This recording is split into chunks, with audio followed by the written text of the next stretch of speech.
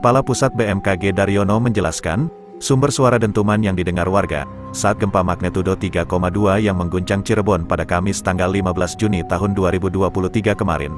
Menurut Daryono, gempa yang terjadi sebanyak 4 kali dalam sehari itu sangat mungkin menghasilkan suara dentuman.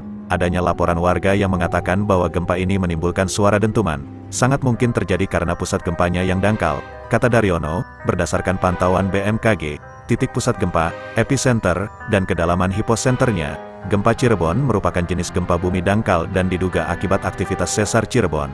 Adapun suara dentuman yang didengar warga, berasal dari adanya proses deformasi batuan bawah permukaan secara tiba-tiba di kedalaman dangkal, yang dapat memicu munculnya suara dentuman.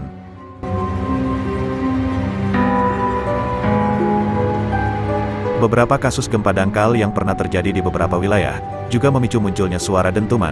Mengacu pada estimasi peta guncangan, dan laporan masyarakat, gempa ini menimbulkan guncangan di Cirebon dan sekitarnya, dengan skala intensitas 2 mmi, yaitu getaran dirasakan oleh warga, dan benda-benda ringan yang digantung akan terlihat bergoyang. Hingga saat ini belum ada laporan dampak kerusakan yang ditimbulkan akibat rentetan gempa tersebut.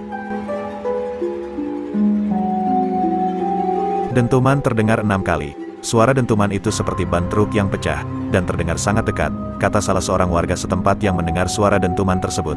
Cirebon memang termasuk daerah rawan gempa. BMKG mencatat, setidaknya Cirebon sudah mengalami gempa yang merusak sebanyak 4 kali, dan inilah gempa-gempa Cirebon yang pernah tercatat.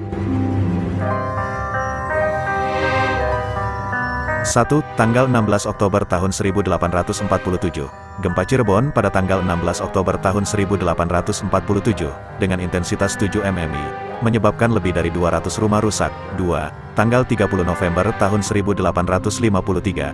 Gempa Cirebon pada tanggal 30 November tahun 1853, dengan intensitas 6 mmi, menyebabkan banyak rumah rusak. 3. Tanggal 16 Juni tahun 1971.